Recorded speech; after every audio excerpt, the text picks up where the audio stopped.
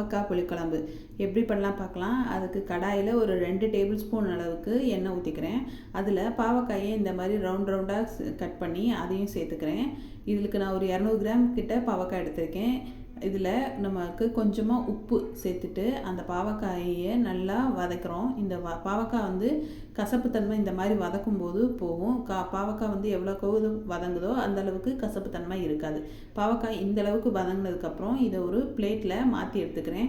இப்போ எல்லாத்தையும் பிளேட்டில் மாற்றி எடுத்ததுக்கப்புறம் அதே கடாயில் ஒரு 2 டேபிள் ஸ்பூன் அளவுக்கு எண்ணெய் ஊற்றி கொஞ்சமாக காஞ்ச மிளகாய், கடுகு, சீரகம், வெந்தயம் 3த்தையும் சேர்த்து நல்லா வதக்கிக்கிறேன். இதெல்லாம் நல்லா வதங்கினதுக்கப்புறம் ஒரு கொத்து கருவேப்பிலையும் சேர்த்து நான் இங்கே ஒரு பெரிய வெங்காயத்தை நறுக்கி வச்சுருக்கேன். அந்த பெரிய வெங்காயத்தையும் இது கூட சேர்த்து நல்லா வதக்கிக்கிறேன். இப்போ வெங்காயம் வதங்கினதுக்கப்புறம் ஒரு 10 பல்லு பூண்டு, கொஞ்சமாக இந்த குழம்புக்கு தேவையான உப்பையும் சேர்த்து ஒரு 2 நிமிஷம் வதங்கினதுக்கப்புறம் இதில் நான் 2 தக்காளி பழத்தை வந்து அரைச்சி வச்சுருக்கேன். அந்த அரைச்சி வச்ச 2 தக்காளி பழத்தையும் இது கூட சேர்த்து ஒரு 2 நிமிஷம் நல்லா கிளறி விட்டு இந்த தக்காளி பழம் நல்லா வத்துற அளவுக்கு இந்த அளவுக்கு வர்ற மாதிரி வதக்கி எடுத்துக்கிறேன். இப்போ அதில் 1/4 டீஸ்பூன் மஞ்சள்தூள்,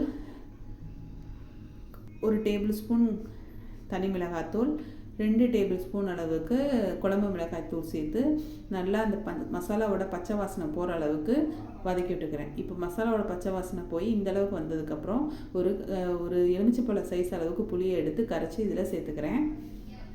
இதுவும் புளியூரில் வந்து ஒரு 2 நிமிஷம் கொதிச்சதுக்கப்புறம் இதுக்கு தேவையான குழம்புக்கு தேவையான அளவு தண்ணி ஊற்றி அதையும் ஒரு 5 நிமிஷம் கொதிக்க விடுறேன். அந்த 5 நிமிஷம் கொதித்து வந்ததுக்கப்புறம் நம்ம வதக்கி வச்சுருந்தோம் இல்லையா, அந்த பாவக்காயை இதில் சேர்த்து பாவக்காயை கூட கொஞ்சமாக வெல்லமும் சேர்த்துக்கிறேன்.